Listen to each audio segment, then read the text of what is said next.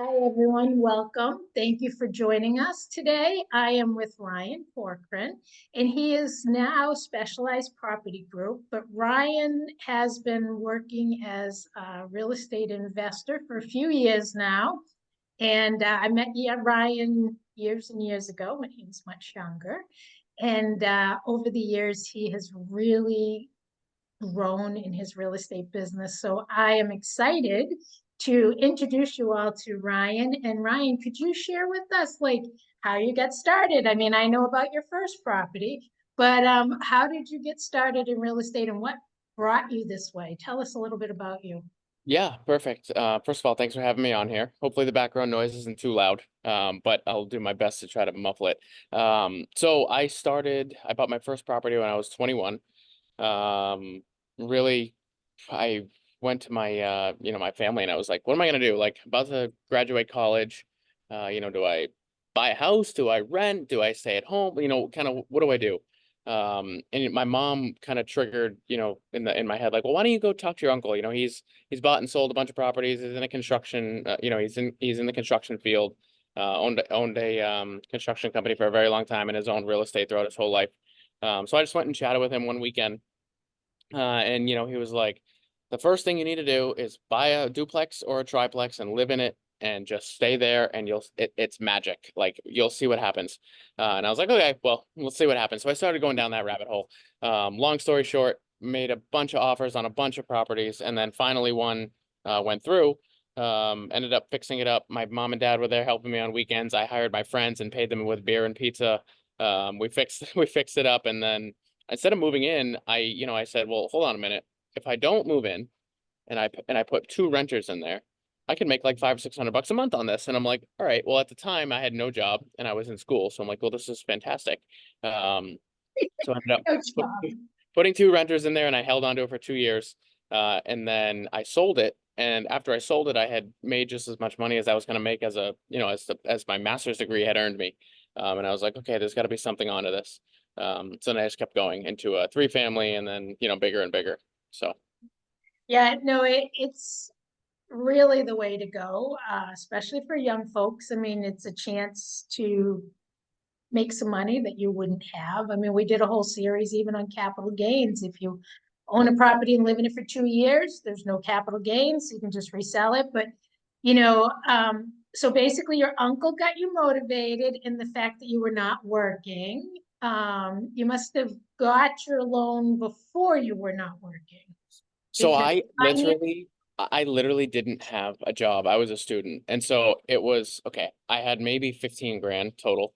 I'm like, how am I going to put a down payment down? How am I going to be able to fix this up? And so I honestly didn't know how I was going to figure it out. I had done a bunch of research and I've read probably 45 books in like a 2 month period.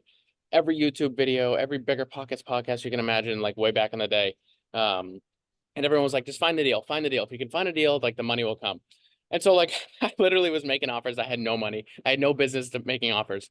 And the one that did get accepted, I brought my uncle with me, and he was like, you know what? I really like this deal. I believe in you. Over the last 6 months, I've seen you like busting your tail to like learn about this. He's like, tell you what, you put as much money as you want down or as you can down. So I basically Mhm. liquidated my bank account, and he held the note for me on that first property. So I didn't need a bank, no appraisals, nothing like that. Very, very straightforward. And a lot of people say, well, it must have been nice to have your uncle. And of course, yes, it was nice to have my uncle. But looking back now, I've worked with probably 50 different private lenders, right? And so, like, that's been a huge game changer for me, because when you're starting, you don't have any money. It doesn't matter who you are, especially at a young age. So you had to be creative, and that's what I had to do. So Well, and you have to have drive because it doesn't just happen. yeah. And being a landlord or a property owner is a lot of work. Oh Um, yeah, for sure. yeah, I mean, you There's know, nothing passive about real estate. I don't care who says buying a rental is passive. There is nothing passive about it. Even if you hire another manager to manage it for you, you still have to manage the manager. No one's going to take care of your building like you are as the owner. And absolutely. so, yeah, it's really nothing's passive. So, And some investors like to buy all over the world. I personally don't. I like to be hands-on. I don't know about you. I think that you've broadened your territory. So aren't you buying in different areas, or are you just strictly Yeah, Massachusetts? New Hampshire, Mass, and Rhode Island. So it's like about a 3.5 hour radius from north to south. But that's not just me, right? I mean, I have a crew of, I have a team now. Before, if it was just me, it'd be like, okay, how could 5 minutes away is like the max I'm gonna go. But you can't really scale when it's just you. And so I had to, I had to bring in some teammates, hire some employees, uh, you know, build good relationships with people, contractors, you know, you name it. We pretty much have, a handful of people in every bucket now. So And it takes time. So speaking of time, how long have you actually been doing this? so I bought the first one when I was 21.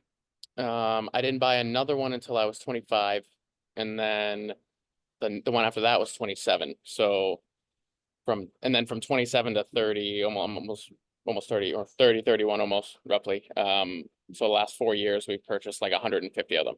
But before that, it was 3 in 6 years. Is So that crazy? yeah, it's crazy. Yeah. It is. So tell us a little bit about some of your deals. Like, I Yeah. know you bought some bigger properties now. Yep. You're no longer buying twos and threes.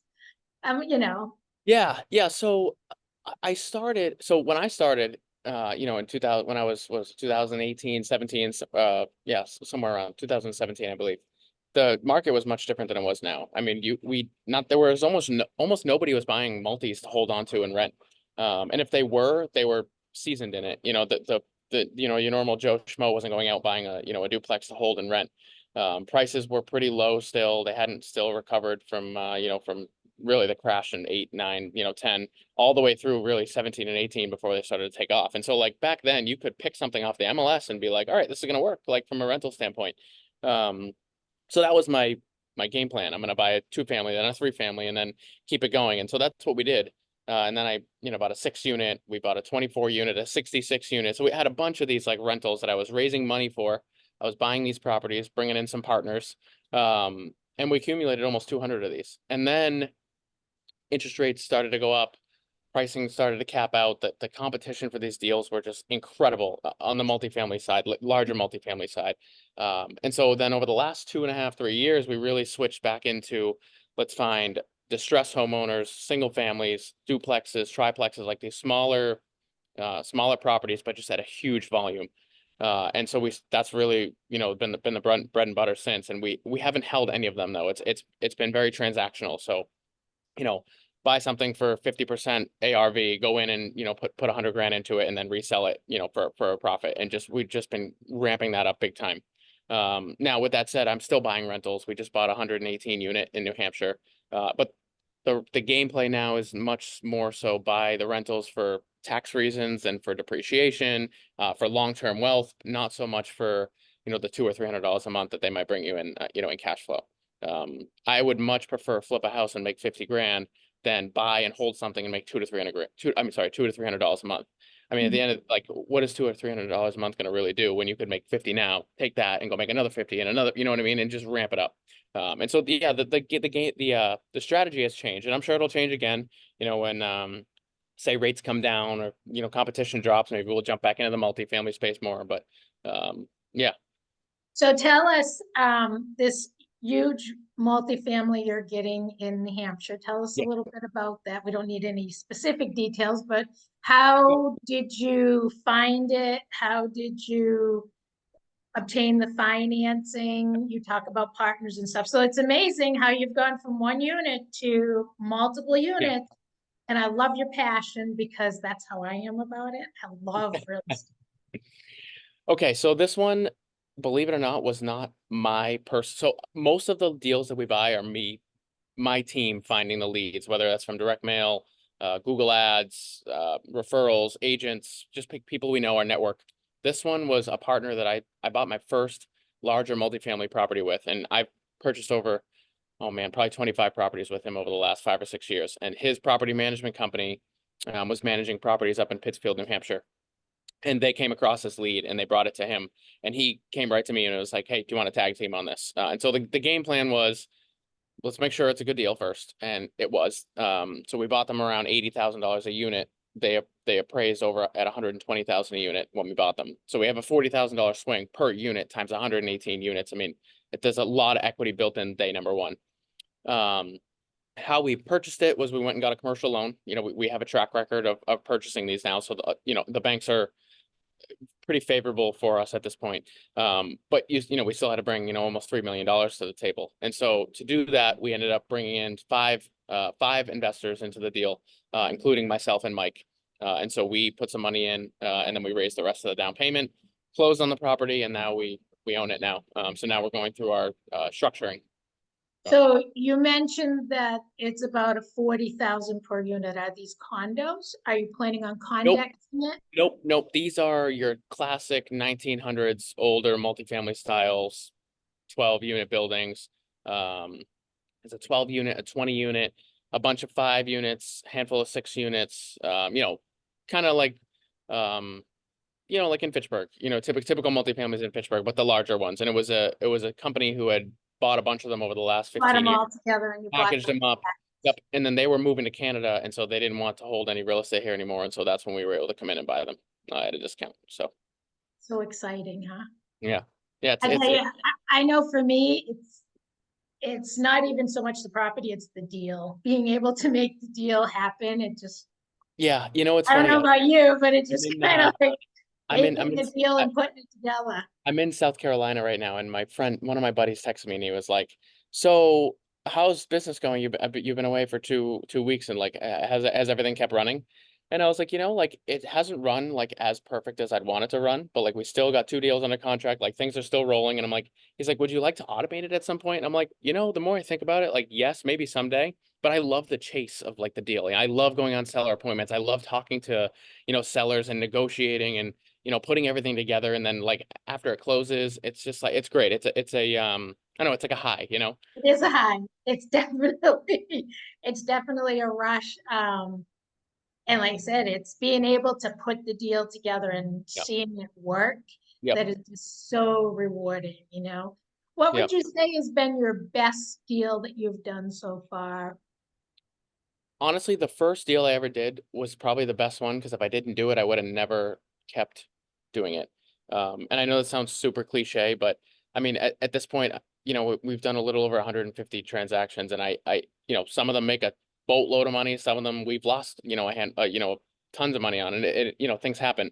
I don't remember any of those really. It's transaction, right? But I remember the first one. Yeah. Well, I would say the first one, and the reason for that is because if I didn't do it, I wouldn't be where I'm at today.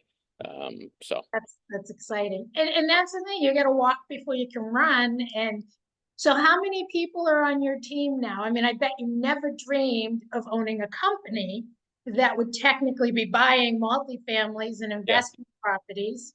How many people? How did that get started? Okay, so there's 5 people on my team that are W-2. The rest, there's probably another 30 that are 1099 contractors, property managers, and the list doesn't stop. But in-house we have 5. And I like it that way. I don't want to get any bigger than that from an employee standpoint. We do a fair amount. We do a pretty high volume, right now with the crew that we have. And the company is fairly profitable and there's a high margin. And so like, I'm very comfortable with the in-house team. But we'll see what happens from there. And what does your in-house team actually do? I mean, do you have an actual location? Do they work from home? No, everyone's remote. So there's me. And so I'm kind of heading marketing, making sure sales is okay, talking to sellers, dispositions, when needed. And then we have a handful of people who are doing sales. So like we'll have a phone call come in, we'll set up an appointment. That person will go to the property, walk the property, take videos and pictures, and then, try to negotiate with the seller to come up with a price, and then come back to me. We'll discuss it, and then we'll send over an offer. So that there's 2 of those. Then we have an admin, a full-time admin, a full-time accounting director, And then Kristen has been a huge help. My wife, not everybody knows Kristen, obviously, but my wife has been a huge help. She's now an agent on our team. So whenever I'll be at an appointment and I'll be like, hey, Kristen, I need you to send me the comps on this property so I can see see what it is. And she'll just like go online quickly and just send them over to me so I can kind of get an idea, as I'm driving home thinking about it, like, okay, we need to offer, 410 or 420, stuff like that. And then actually my mom is coming on board too soon. She's going to be retiring, so she's coming out. She wants to jump in. I think she has a little fear of missing out at some point here.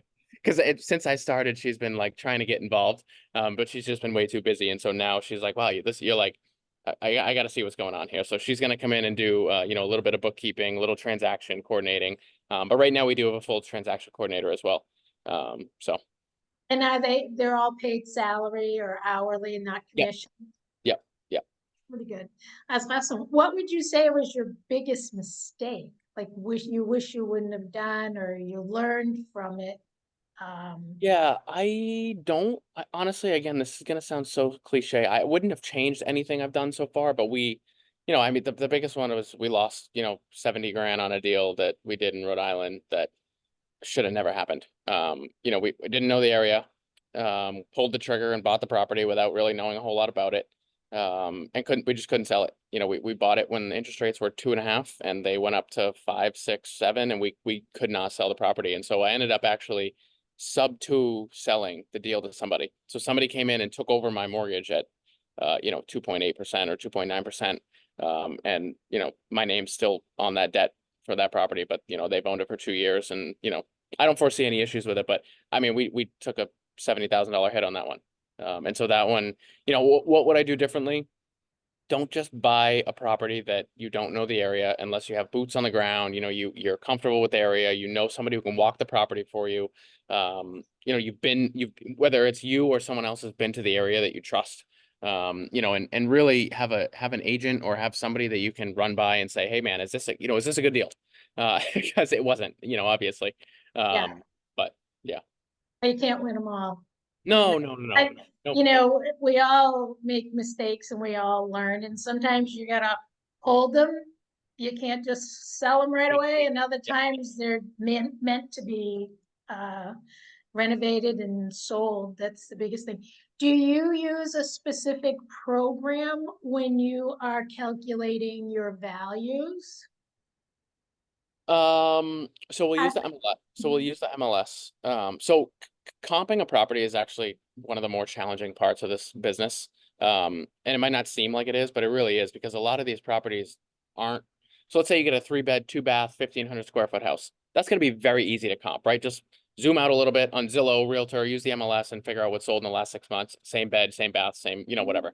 But a lot of properties aren't just 3 beds, 2 baths. They might have 3 beds, 1 bath, but they have an unfinished basement that could be converted, or maybe there's a pool in the backyard, or maybe it needs renovation, right? And so when you go to look at comps, you need to be able to compare and say like, okay, well, this one sold for 450, completely renovated. Mine, how much can I offer now? How much rehab does it need? And kind of merge those two together. I would say that just years of practice has really helped with that. And being able to utilize, honestly, you can do it on Zillow. You can go to Zillow sold and just, zoom out a little bit and look around the area and click, and they have all the images. You can see what everything looked like when it's sold, and get a good comparison that way. Yeah, but what about on your multifamilies? Are you doing a spreadsheet calculation of Yeah. what Yep. you're looking Yep. at for rate of return, and do you have a specific program that you're using, or is Nope. it something that you just customized? So I've customized it over the years, and it's on Google Sheets, Excel. And so what it is we'll just, how many units is it? What's the rent? What are the accurate expenses? And then, it'll spit out a cap rate. And so you kind of have to know what the cap rate is in that area in order to figure out what a good deal is. In Boston, things are 3, 4 cap rates. In Fitchburg, Leominster, it's 7, 8, maybe 9, depends on where you are. And then if you go to Athol, it could be 9 or 10, or maybe even 11, right? And so if you were to buy something at 11 cap in Boston, you would get a freaking home run and you'd be the richest person in Boston. If you bought something for a 4 cap in Athol, you'd be broke pretty quickly, and you go bankrupt. So you just have to know the area, what the cap rate is, and then be able to just do simple math from there. But I will say the larger it gets, the more complex it gets, because you've got larger loans. You've got different plays that you can do with the property. So a lot of times we'll go in and fix them up and then refinance them. And so in my calculation, I want to make sure if I'm going to buy a property, when I go to refinance that property, I'm pulling out a sufficient amount of capital that was initially infused so I can go use that money to go buy another one. And so if it doesn't spit out enough money and the return isn't high enough, then I will not buy the deal. But it's been years of, of manicuring it, and it's always changing. I mean, cap rates have really compressed over the last 6-7 years, but then interest rates went up, right? And so we've seen it slowly come up again. So some folks might not understand what a cap rate is, and that's basically what you're looking for, a return on your investment. So are you looking to try to get at least a 6 cap or a 7? And I mean, a 10 is a home run, but yeah, that doesn't happen, especially today with today's interest rates, right. Especially on a commercial loan. I don't know what you've been looking at for rates on a commercial loan, but I know my last one was almost 8%. Yep.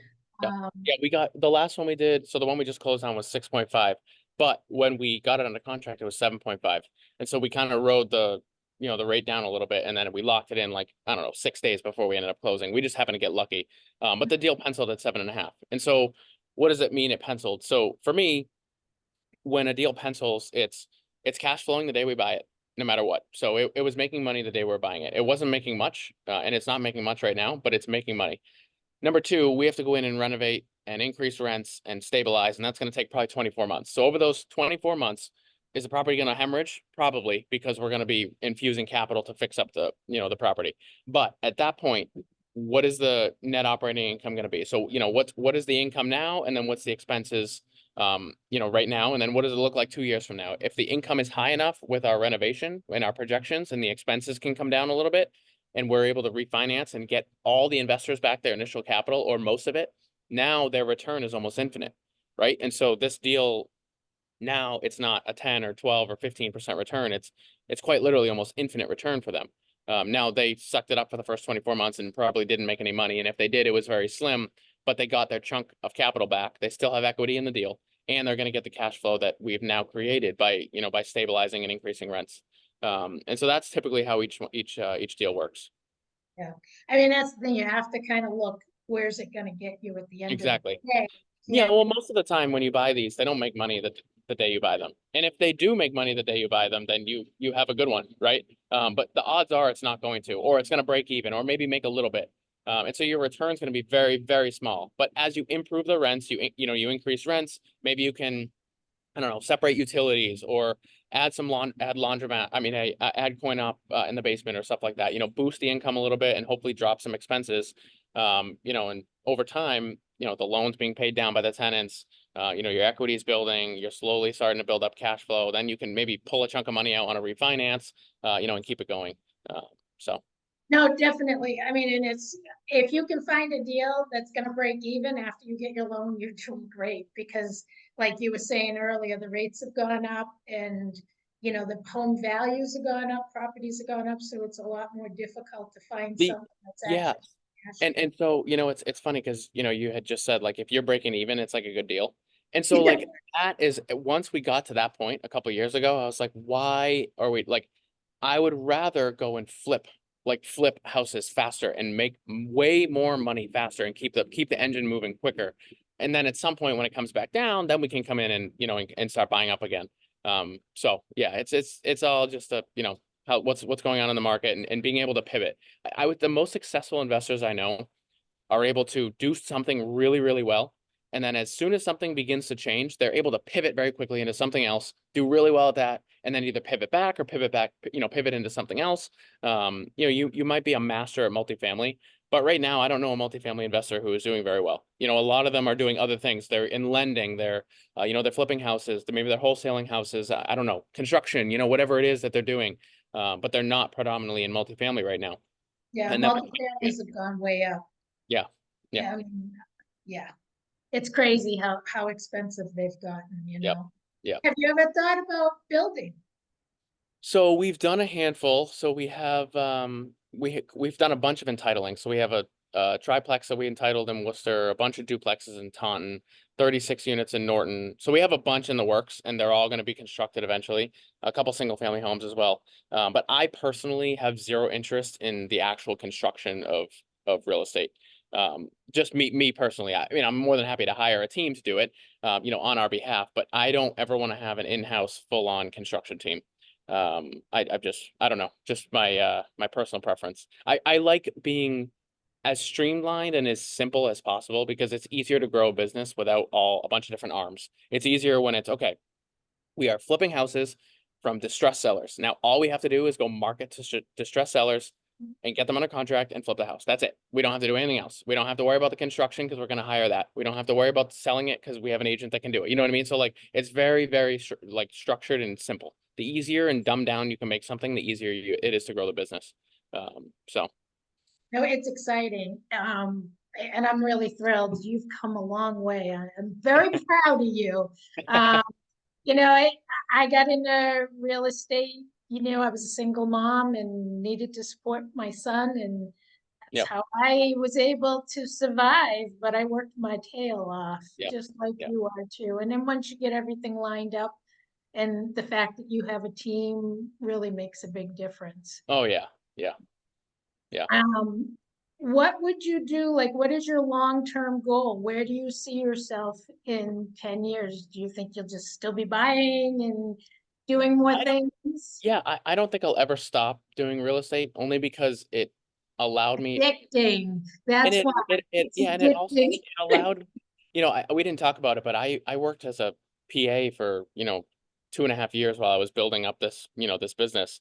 And this allowed me to literally snap my finger and step away from medicine. Like, it's allowed me to do things I never thought I'd be able to do in my life. And I'm 30, right? So like I've hopefully a long road ahead of me, but I've done a lot. And I feel like if it wasn't for real estate and doing this, I wouldn't be in the position I'm in.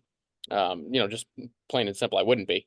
So Well, I don't know if I don't know if I'll ever absolutely. stop. I don't know that it's going to be the only thing that we ever do. But I don't think I'll ever stop, buying and selling real estate. So. Well, you went to college, and what did you get a degree in college? And I Yeah. know. Yeah, I went and got a master's as a physician assistant, and then I worked in an ICU for a couple of years, and now I don't have my license anymore. I let it lapse. I don't have the ability to prescribe any medicine. I haven't been in a hospital in 3.5 or almost 4.5 years now. So it's kind of yeah, it's been a ride. Crazy, all that money to go to college and Oh, you become a physician assistant, and how you're flipping real estate. Boy, yeah, that's a change, huh? yeah, yep, yep. It sure is. Well, I'm gonna tell you, I can't say it enough. I'm very proud of you, and you've come a long way, and it's just great. Is there anything you'd like to share with someone who's thinking about starting off as an investor? Yeah, I think couple things. First off, there's just so many things you can do in real estate. Like you can become an appraiser, an inspector, an agent, a house flipper, a wholesaler, multifamily. You can rent, short-term rentals. Like there's so many different things you can do, and they all work. But I think the biggest thing is just like what interests you and just like only study that one thing. Like that's it. Like read maybe 3 or 4 books and watch some YouTube videos on that one thing, and then stop. Stop reading the books, stop listening to the podcasts, go do exactly what you just learned in those books, and do not stop until you have done what that book said. And I think the biggest thing I see is everyone's just like, well, I got to learn about this and I got to learn about that and I got to do this and that, and like nobody ever actually just like does it. Like take the risk. Like Go especially if for it. especially if you're in your young 20s, like who cares if you lose money when you're at 23 years old? Like you have the rest of your life to make it back. Like it's a risk you take. You're going to learn. You're going to learn how to be a business owner. You'll learn how to be a landlord if that's what you decide to do. You'll learn how to flip a house and maybe you'll make some money or maybe you won't. But at least you took a venture and you tried it and you can't say you didn't do it. So that's really the biggest thing. I don't Um, think you can ever lose money in real estate, especially if you're just buying your first home and you just stay there and hold it. e- I exactly. mean, Exactly. How you at many people do you least know bought something 30 years ago and then they were like, damn, like I lost money 30 years later. I wish I never bought that house. No, they freaking tripled or nobody. quadrupled the equity in the, especially if you like have a decent job and you're able to qualify for a half decent house. Like, I mean, I know a lot of people that bought a $350,000 house 7 or 8 years ago. That's 750 grand now. Like, how else are you gonna make 400 grand? You literally aren't. Yes, you Um, can, and And it provides you with housing and you're not paying rent. And when you're paying rent, you get nothing. Yeah, So yeah. it really makes the most sense. So now you talked a lot about books and podcasts. What would be your top podcast and what would you recommend for an investor for a book, if you can think of one? I know I've read many, so. So there's a newer podcast right now. So I would have said Bigger Pockets a long time ago because that's how I started. But I think so. Bigger Pockets is great for everything in real estate, like everything. They talk about everything. But there's a new Attacking everything. everything, Absolutely. yeah. So it depends on what you want to do, really. I would say if you want to do what I'm doing right now and you want to be able to flip houses and you want to, do transactions and really have like a high volume and build a business, I think you should look up Wealthy Investor Podcast. His name is Brian Davila. Younger guy, I think he's like 32, 33. Has been flipping houses for maybe 5 or 6 years, but he has just like the biggest like flippers in the industry on his channel. Actually, I'm supposed to fly out there and do a podcast with him at the end of the year, so we'll see if that happens or not. But he is awesome. Like it's unbelievable. He's very, raw. Everything is just very. This is how it is. This is what you need to do, and it really is step by step. So I think it's called the Wealthy Investor Podcast. It's on YouTube or Apple, podcast, whatever. Books. If you haven't read Rich Dad Poor Dad, that's like a game Number changer one. just for Yeah. your, mentally. But otherwise, look up Brandon Turner's book, the book on rental property investing. It talks about, all the different types of, properties you can buy, whether you can flip it, hold it, rentals, whatever you decide to do. And it kind of gives you a little bit of breakdown of each one. And then from there, you can get super specific on which avenue you'd like to go down. So if someone was interested, and I don't know if you even do this, so, and someone was interested in investing with you to buy a property, is that something that you're open to? And would it be okay for us to share your information? Yeah, so we don't have, so usually we'll set up a fund and we'll buy a property with the fund on the multifamily side. But we have a ton of other, partners that partner up with us from, whether it's money or bringing a deal to us or whatever it might be. So yeah, absolutely. Share. I'm more than happy to chat with anybody. It doesn't even have to be about, investing with us. If anybody wants to, pick my Pick brain on your something, brain. yeah, I'm more than happy to. I try my best to answer everybody. I can't say I'll answer every single one of them, but I'll do my best. I'm the same way. Like, call me. I'm here to help. Yeah. I have a lot of experience and let me share it with you. Yeah. Thank Yeah. you so much, Ryan. I really Yeah, appreciate you taking this the has been time. awesome. Yeah, Thank this has been awesome. Hopefully it's help somebody get off the ground or improve their business if they do have one. And again, reach out if you have any questions. Awesome. Thank you. And for all your real estate needs, give us a call at the Real Estate Exchange, 978-582-4339. Have a great day, Ryan. All Thank you, right, guys. thank you.